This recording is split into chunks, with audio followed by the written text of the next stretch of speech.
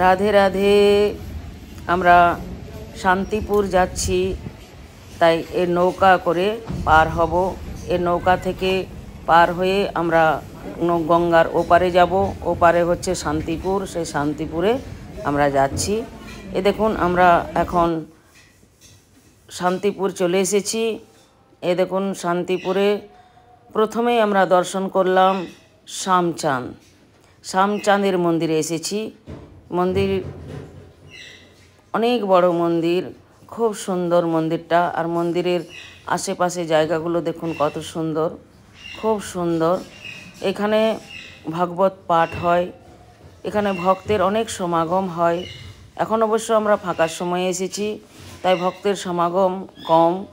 তারপর আমরা সকাল সকাল এসেছি, ওই জন্য এখানে এখন লোকজন কম আছে। যাই হোক, এই জায়গাটা খুবই সুন্দর জায়গা। তারপর দর্শনীয় জায়গা শ্যামচাঁদের মন্দিরটাও খুব সুন্দর মন্দির, অনেক বড় মন্দির। দেখুন দেখুন সুন্দর মন্দির, আমি আপনাদের দেখাচ্ছি দেখুন। আর এই যে এখানে স্ট্যাচু আছেন একটা, ভেতরে সচিদানন্দ বিগ্রহ আছেন, খুবই সুন্দর বিগ্রহ।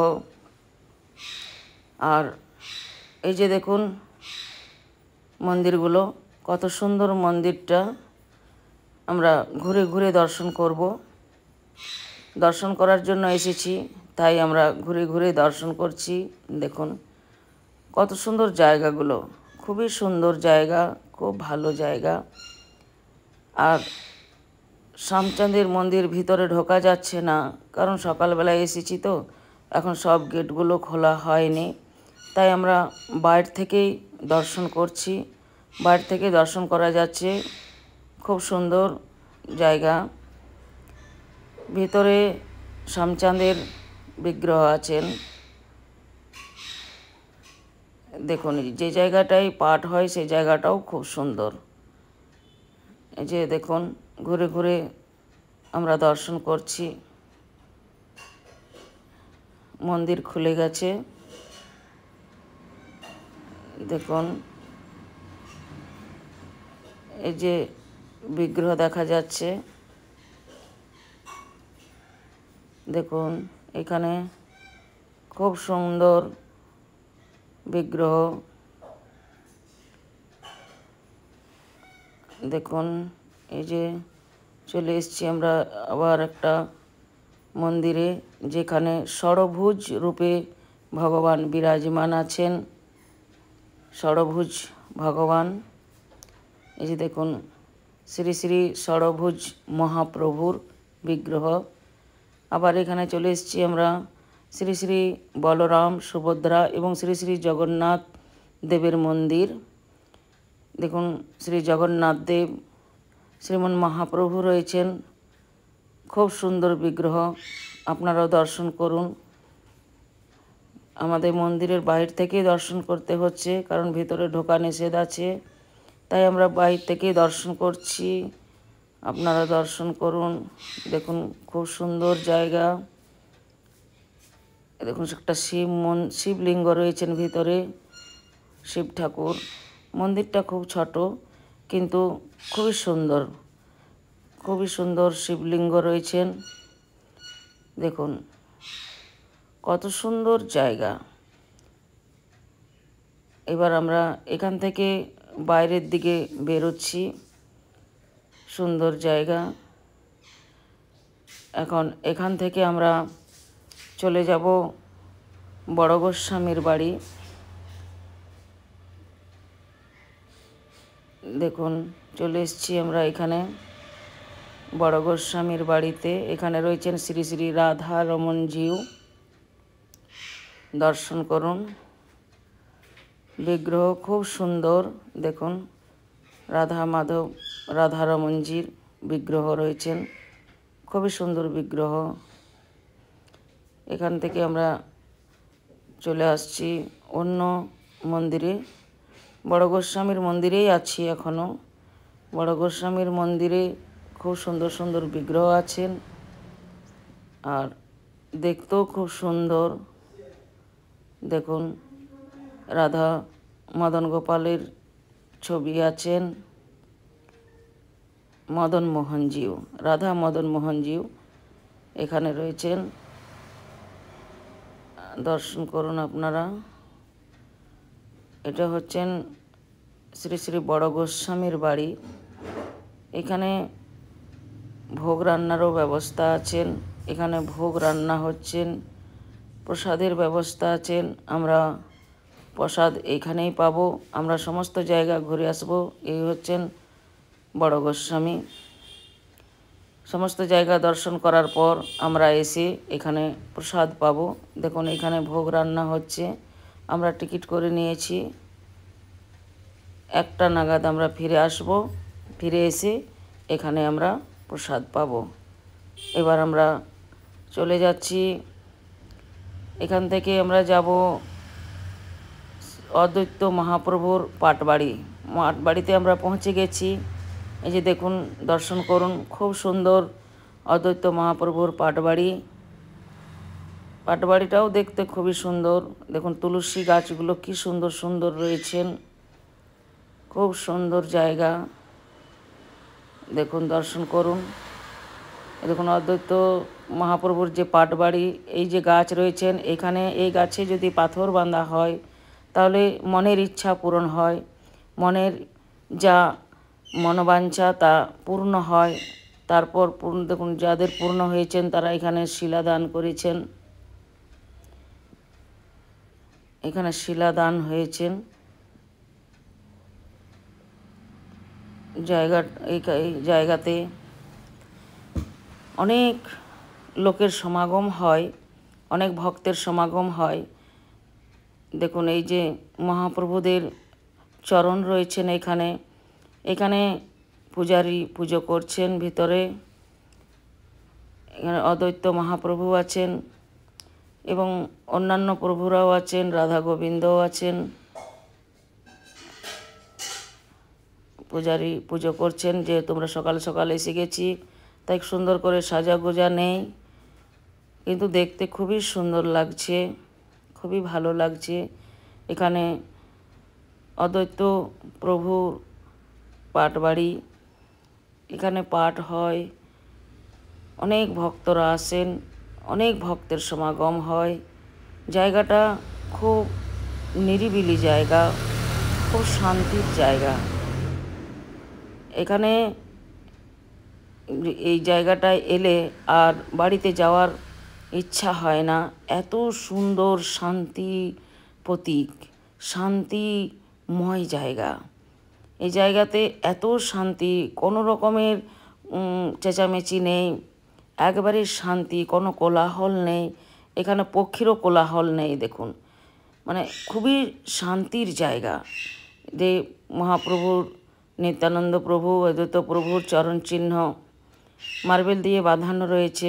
আর জায়গাগুলো খুব সুন্দর। যেহেতু আমরা দর্শনে এসেছি তার জন্য আমরা এক একটা করে দর্শন করছি। এখানে অদ্বৈত মহাপ্রভুর বিগ্রহ রয়েছেন, দর্শন করুন।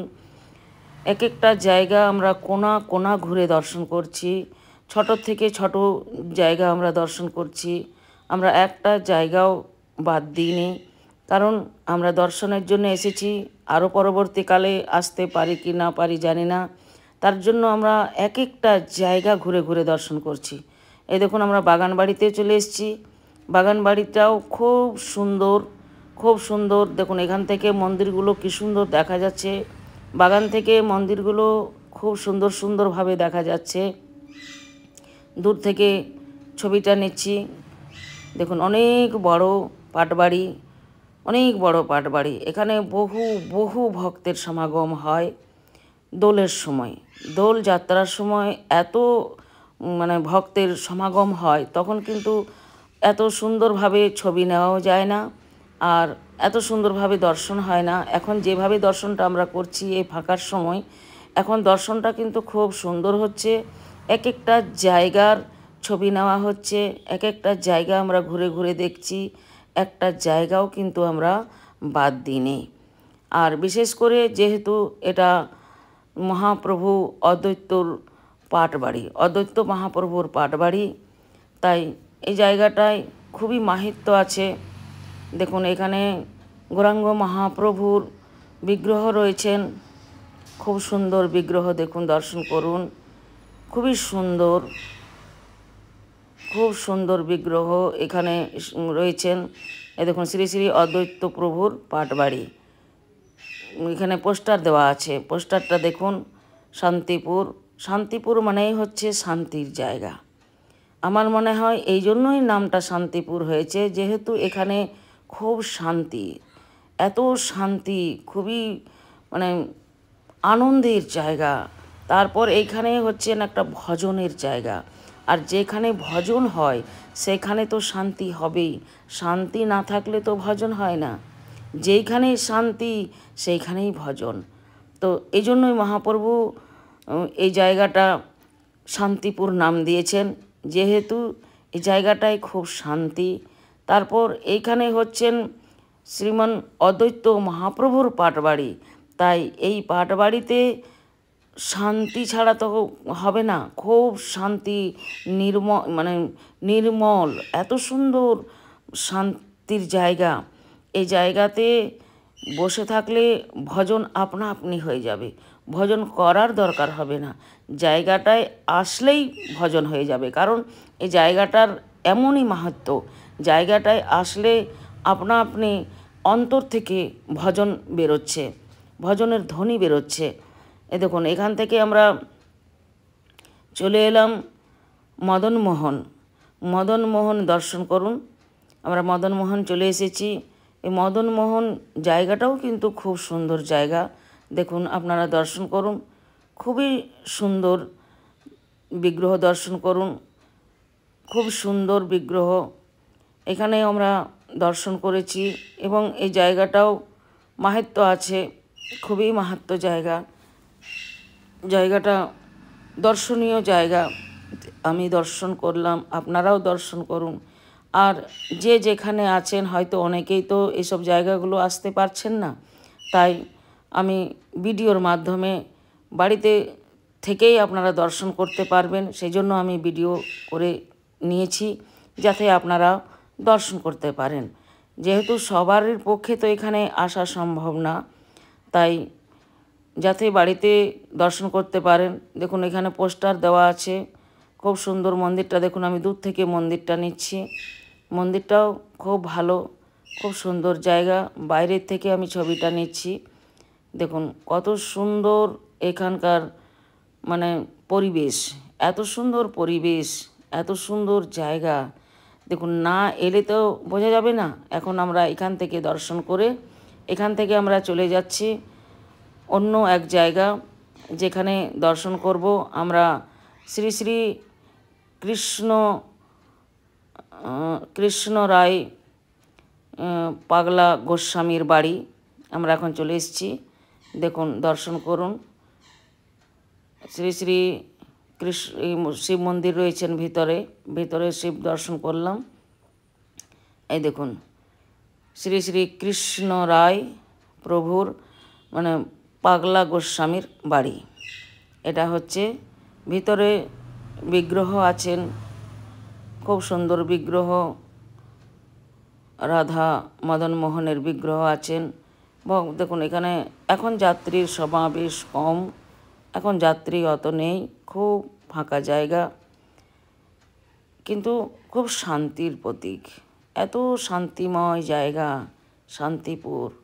তাই আমরা প্রত্যেকটা মন্দির ঘুরছি এবং ঘুরব। আমি যেখানে যেখানে ঘুরব, দর্শন করব, আপনাদেরকেও করাবো, আপনারাও দর্শন করুন।